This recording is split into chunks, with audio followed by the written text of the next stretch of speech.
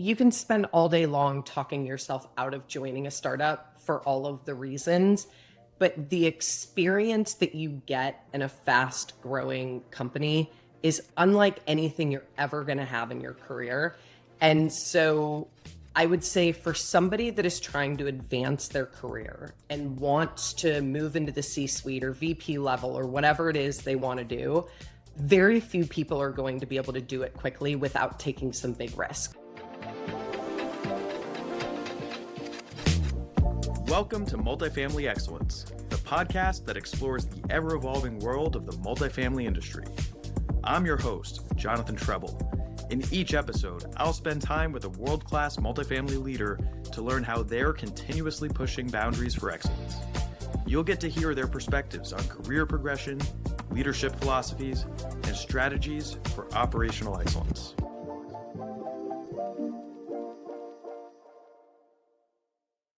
Hello and welcome to another episode of Multifamily Excellence.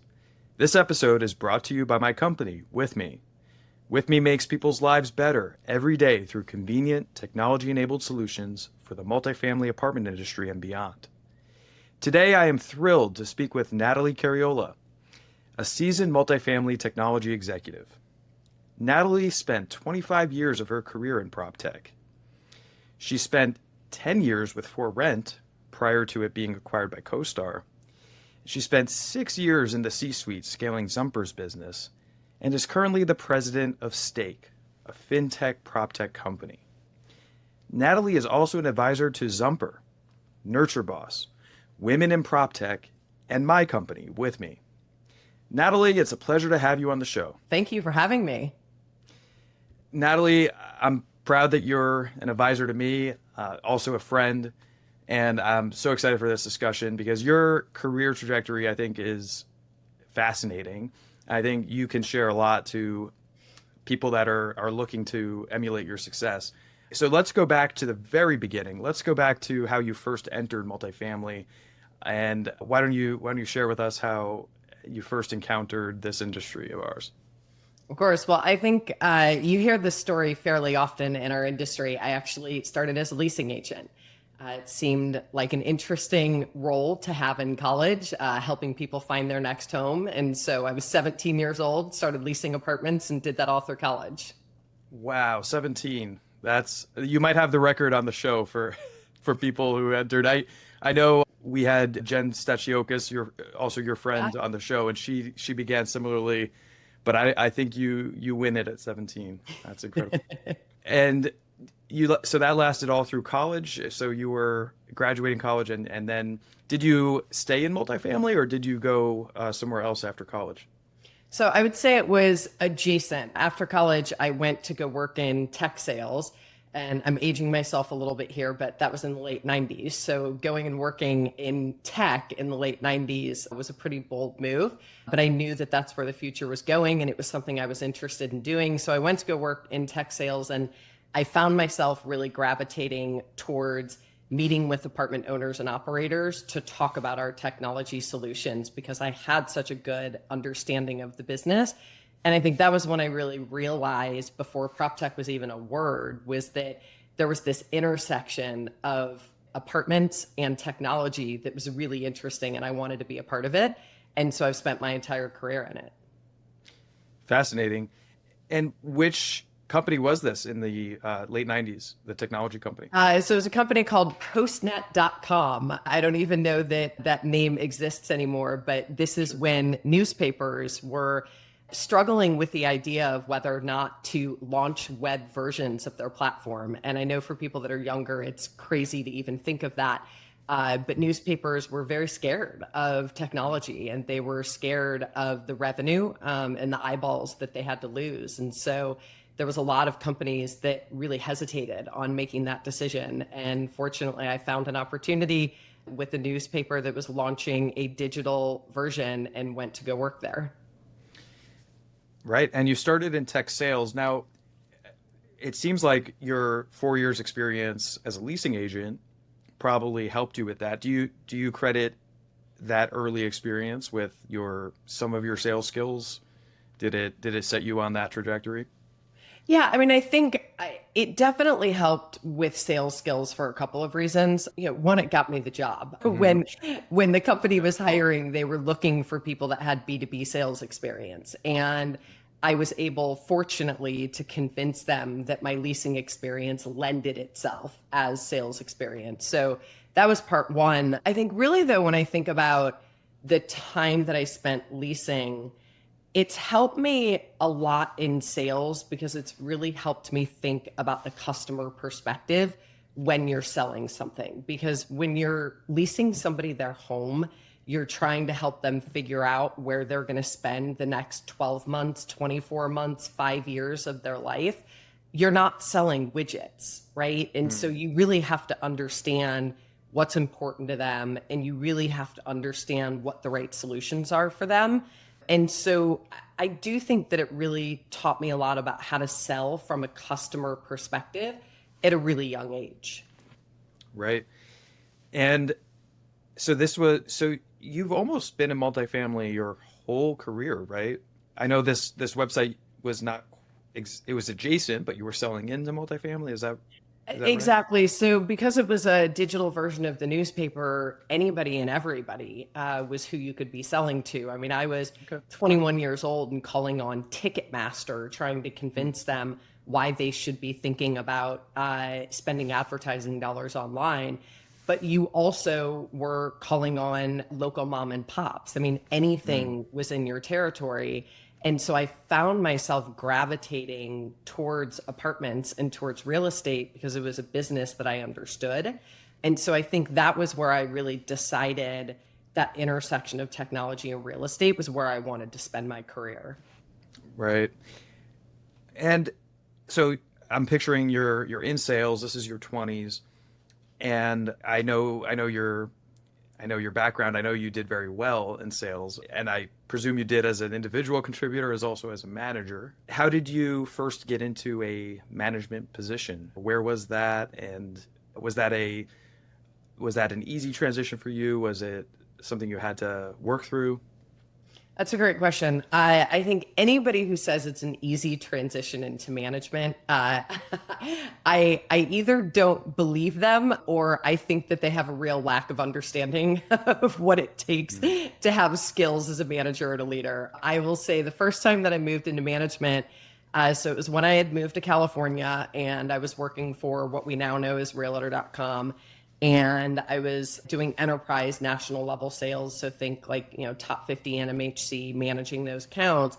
And I had an opportunity to basically build a team that was selling locally in market. So in addition to handling national accounts, I had the opportunity to build a team in Southern California and Arizona that were selling outside of the top 50 NMHC. And then after that, had the opportunity to manage the inside sales team for the western half of the United States. And so I had zero management experience. I hadn't done it before. And I would say, I think at the time when you're in your 20s, like you don't know what you don't know. Mhm. And so I think at the time I didn't realize that I didn't know what I was doing, as I think is the case with a lot of people. But I think as you get older, right, you make mistakes, you educate yourself, you learn from other people, you grow, and I think that's when you have the ability to look back on that experience and realize that you really had no idea what you were doing. It really Yeah. was training ground for the rest of your career. I can absolutely relate. Similarly, I was a manager first in my mid 20s, and I was probably the worst manager. In fact, some people would say that literally. And But my but guess is you probably had no idea that you were a bad manager, right? well, it didn't take me long to realize something was not working, and so I tried to get better, right? But it did take it took longer than I'm proud to admit to become a even a passable manager, and then maybe a decent one. I mean, it's at this point, I can totally agree with you though. Looking back, it's you don't know what you don't know, and the naivete of being in your 20s, it's hard to actually learn management skills. I think it just takes some maturity and maybe just some wisdom of getting a bit older in your career too, right? Yeah, Yeah. absolutely. And I do think too, it's interesting. I think there is something also to be said for what you get from some big company experience. Because Mm. I also know that I see a lot of chatter on LinkedIn and I hear comments sometimes about people that work for big companies have so much resources and so many things handed to them that they can't be scrappy in a startup environment. And I think to a certain extent that's true if that's what their entire career has been. But I think spending a certain amount of time in a big company that does have the resources to properly train you and properly support you, I think can help you excel really quickly. And I say that because that was absolutely my experience when I went to go work for Ferret. At the time, it was a 5,000 person company. And being that size of company, they had an entire training department. They had onboarding programs. They had manager training. They had recruiting and hiring training. They had a great HR department that really acted as guidance for you when you were struggling with some of the day-to-day management issues that you struggle with. And I think that just the business maturity that I was able to gain from the time that I spent there was invaluable. And I think if I had spent all of my time at startups, I don't know that I would have the business acumen that I have today. That makes a lot of sense, and I can relate as well. I did a brief stint before starting with me at Grubhub, which at the time That's what was, I thought. yeah, I worked at startups right out of college, but then I worked at Grubhub for about a year, and that was a decently sized company at that point. There were over 500 employees, and I encountered some good managers, and that example was really important because up until then, all I knew was startup life and, you know, Yeah. 8 people doing chaotic things, not really managing well, right? So I totally hear you on that. And for rent, it seems like maybe the best place to learn management from what I've heard of their culture. Funny, was Absolutely. just recording with Terry Slattery, whose episode will release soon here, and he said, the culture is something he was a proud of helping like continue, but B really set from for years before he even joined the executive suite there. He said there was a gentleman named Ernie, Oh, yeah. yeah, who I'm blanking out his last name, but he was the original leader of that company, Yeah. and he just said the culture was fantastic, and I've heard that from all the alumni who are still in our industry. Yeah, So very Terry is cool. correct. I'm a little envious. You got to talk to him yesterday. He is one of my favorite people. He's incredibly bright, and he is somebody that has given me a lot of guidance over the years. And he was absolutely part of the culture at For Rent, even if he wasn't the initial builder of it. And I think what was so unique about that culture, and you very rarely find it, is it was this big company that had the resourcing, like I had said, that it Mm. had great HR department, it had great training, a great product. They invested in the product.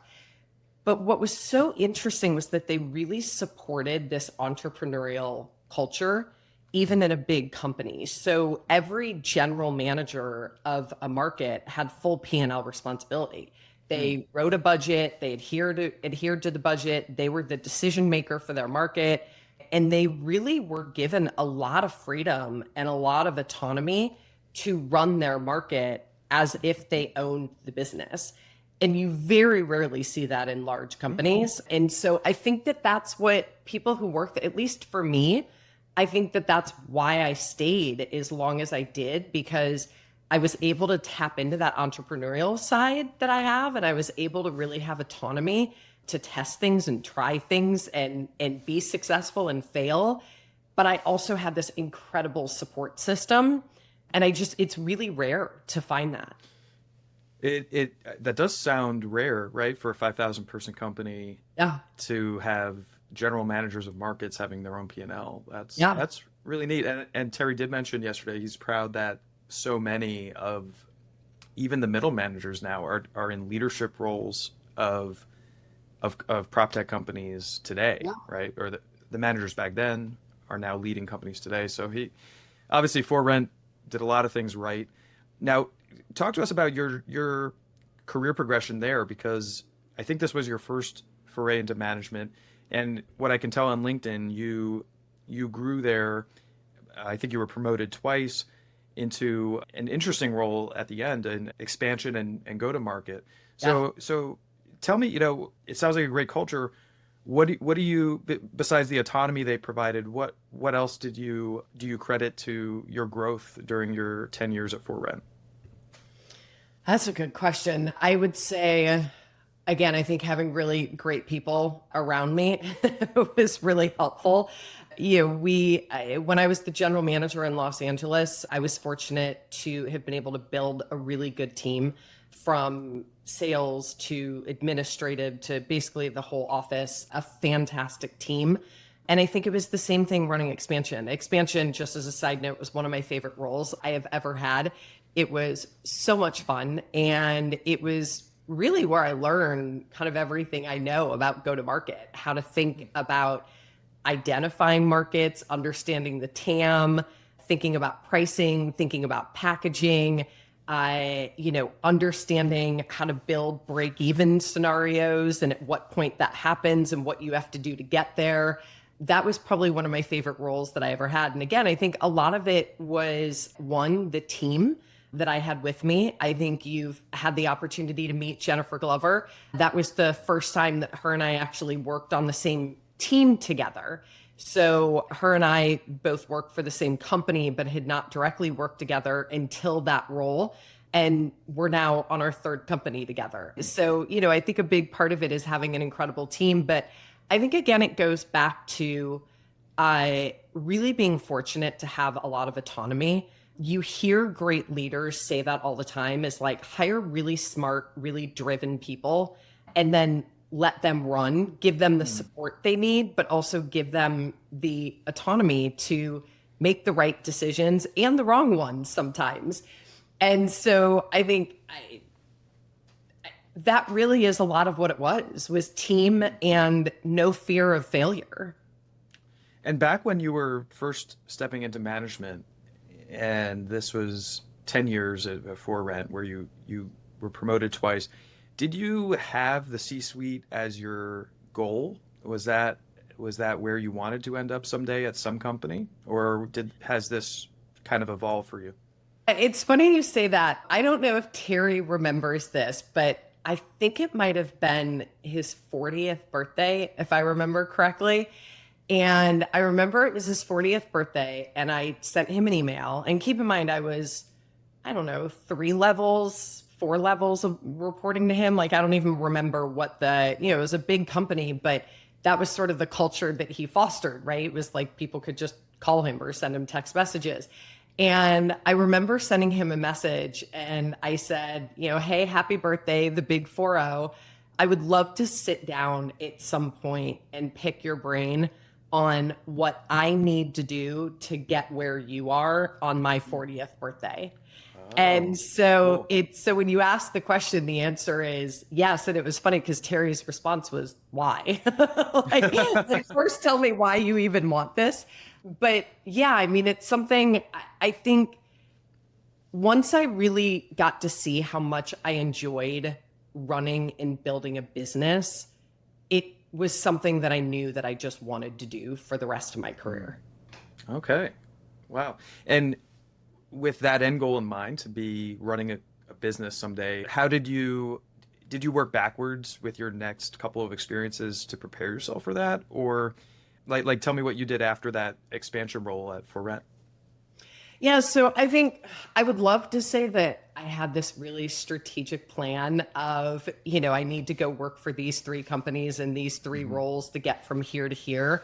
It wasn't quite that strategic. I think it Mm-hmm. was more what I knew was that I would have to take on big risks. And I knew that I would have to challenge myself. I knew that I would constantly have to learn. And I knew that I would have to seek opportunities to do it because nobody was going to do it for me. And so I took that lens and then used that in making the decisions that I made. So, for example, when I made the decision to take the role running expansion, people thought I was crazy because I was living in this beautiful apartment in Santa Monica. I was 2 blocks from the beach. I had a great role at For Rent. I was making good money. And instead, I gave up my apartment. I moved all my stuff into storage, and I took a role living in residence inns in Staybridge Suites for 2 years, traveling all over the country, launching markets. And people thought that I was insane. But for me, I knew that taking risks like this and being able to do things where I could accelerate my learning and where I could really make a major impact, I knew that those were the risks I had to take, and I knew those were the decisions I had to make. Same with when I decided to quit my job and go to UCLA and get my MBA. I knew that that was risky. I knew that I was taking myself out of the market for 2 years. I knew that I was spending a ton of money, but I also knew that it was how I was going to learn, how I was going to challenge myself, how I was going to get out of my comfort zone. And then it's also why when I had the opportunity with Zumper, yet again, I packed my bags and I moved up to San Francisco. So I wouldn't say I had it mapped out, but I knew I had to take big risks. Okay. And I knew that I had to be constantly learning. So much to unpack here. Tell me about the MBA experience. I know we've talked about this before, but for the audience, what would you recommend this to an up-and-comer that, someday wants to run a company, or is your advice more nuanced on whether to get an MBA? I'll tell you, for me, it was one of the most incredible experiences of my life. And so I hear a lot of comments about the reasons that having an MBA is not necessary. And I would say I agree. There's a lot of really successful people that don't have MBAs. But what I would say for anybody considering it is, if you're considering it, do it, because you will not regret it, especially when you work in a field like multifamily.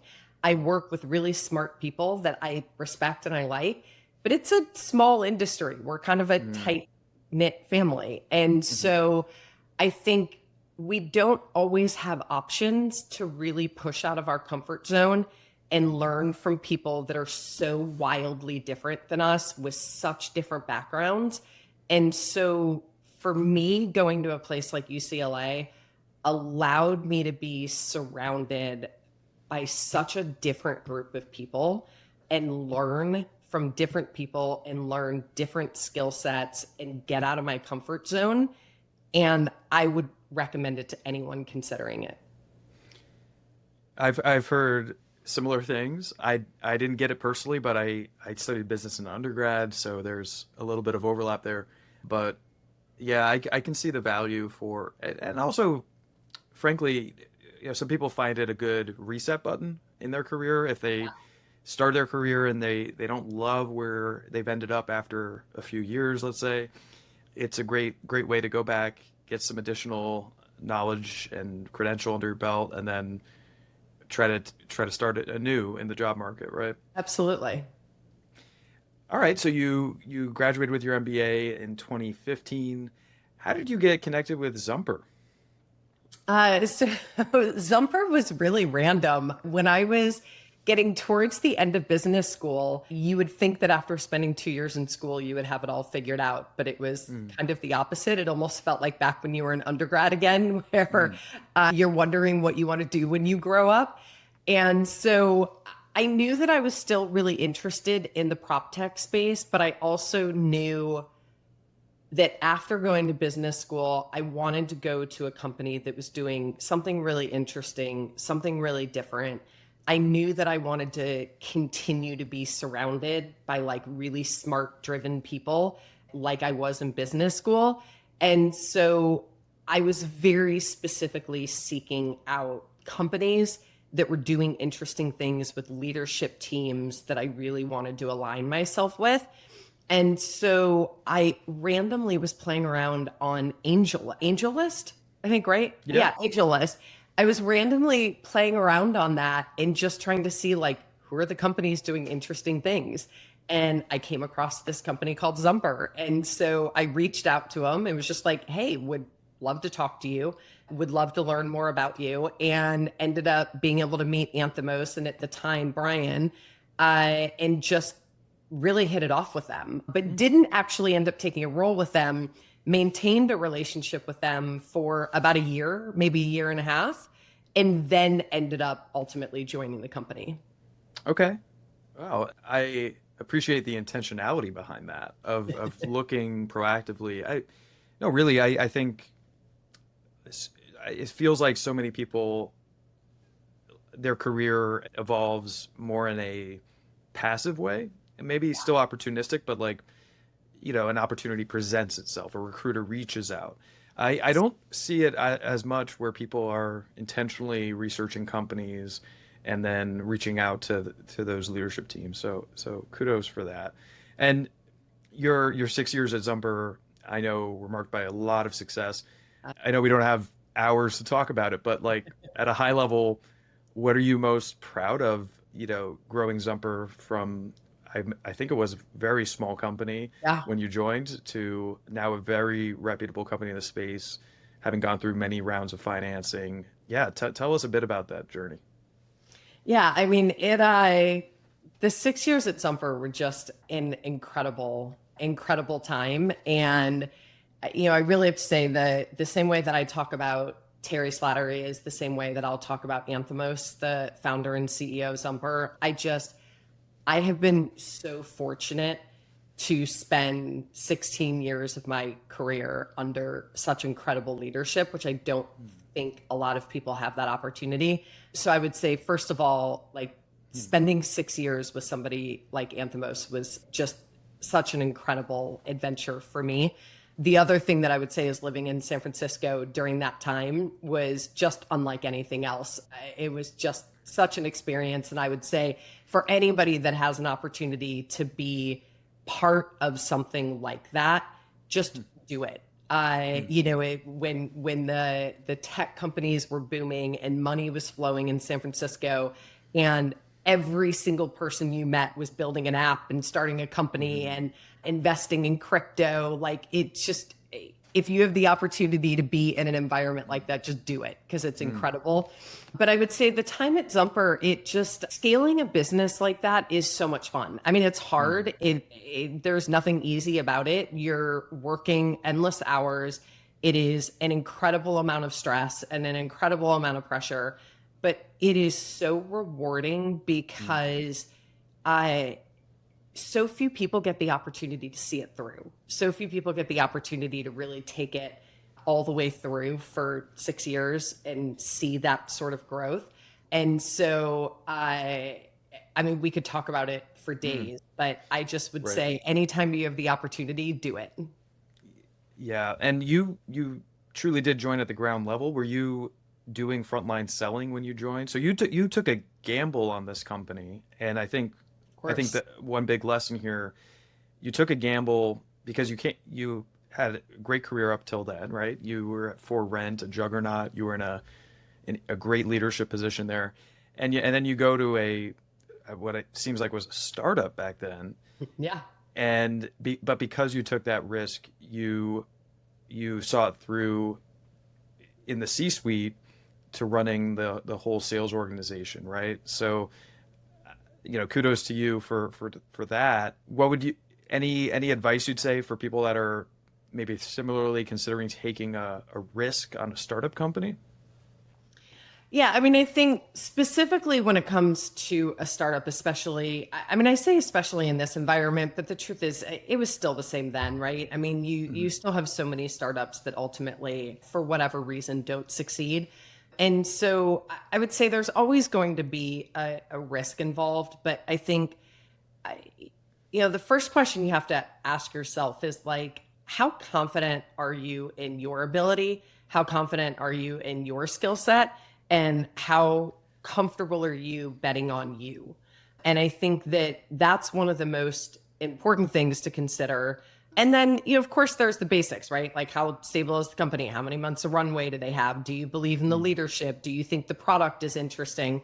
But I would say to somebody, you can spend all day long talking yourself out of joining a startup for all of the reasons, but the experience that you get in a fast growing company is unlike anything you're ever going to have in your career. And so I would say for somebody that is trying to advance their career and wants to move into the C-suite or VP level or whatever it is they want to do, very few people are going to be able to do it quickly without taking some big risks. And so if you're the person who does not want to take the risks, that's okay. Just kind of understand what the end game is going to be then. That's great advice.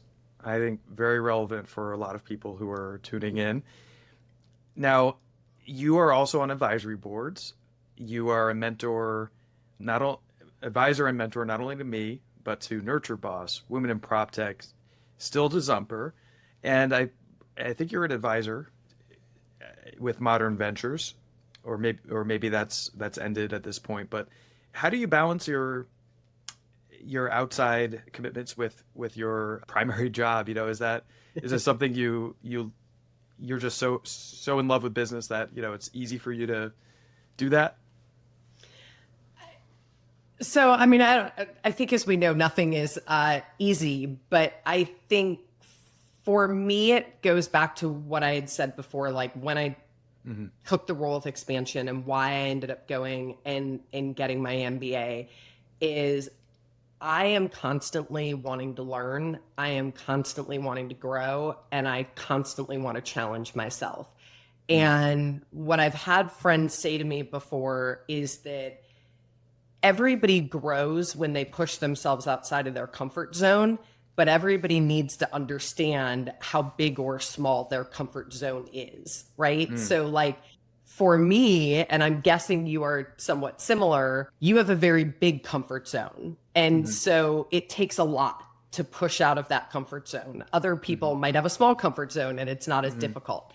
And so because I do want to push out of my comfort zone in order to learn and in order to grow, for me, context switching is a big part of that because it's not easy and it's difficult to be able to context switch.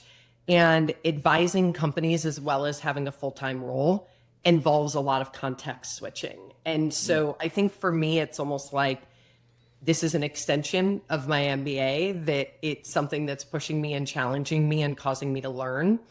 I think also I really just enjoy working with Proptech founders. I mean, I really like, you all are super smart. Every single one of you I've met is very cool. You all have such a burning desire to make your company incredibly successful. And who wouldn't want to work with people like that? Oh, well, thank you. And yeah, I could see it being fun, in addition to educational. Well, we're almost at time, but any other advice that you would share? The theme of our podcast is leadership journeys, and the goal is to really impart some wisdom to the up-and-comers who maybe are where you were 20 years ago, climbing the ranks for Rent or even earlier than that, right? So what else that we haven't covered yet might you advise to someone that's looking to end up in your position someday running a company? Yeah, I think it's a good question. I think we covered, as I said, take risks. I mean, you have to be willing to take those risks. I think the other is to be really proactive in your career. So when I think about things like reaching out to Terry and asking him how I can have his job at 40. When I think about directly reaching out to Zumper, I also, for what some people don't know, worked at Compass. Many people are familiar with Compass, large technology brokerage. I directly reached out to them. I had read an article about the fact that they were this growing company and that they wanted to launch on the West Coast. And I directly reached out and said, hey, I'm really interested in what you're doing. Can we talk about what it's going to look like when you're in the West Coast and what sort of people you're going to need on the ground here? So I think be really proactive. You can't wait for these things to happen for you. And I think the last thing I would say is just constantly educate yourself. Read books, listen to podcasts, seek out executive coaching, seek out networking groups, like just constantly educate yourself because there's so much to learn. Amen to that. I agree. Well, Natalie, thank you for joining us on Multifamily Excellence. It's been so great to connect and have you share your insights with our listeners. If anybody wants to connect with you one-on-one and take that initiative, what's the best way for them to get in touch with you? So work-wise, they can email me, Natalie@stake.rent. If they're looking for just mentorship, guidance, they can email me, Natalie Cariola @gmail.com. Wonderful. Natalie, thanks again, and Thank I'll you. see you soon. Thanks. Bye. Thanks for listening to this episode of Multifamily Excellence, brought to you by With Me. With Me is making lives better every day through convenient, technology-enabled amenities for the multifamily industry and beyond. If you like this episode, make sure to subscribe wherever you listen to your favorite podcasts.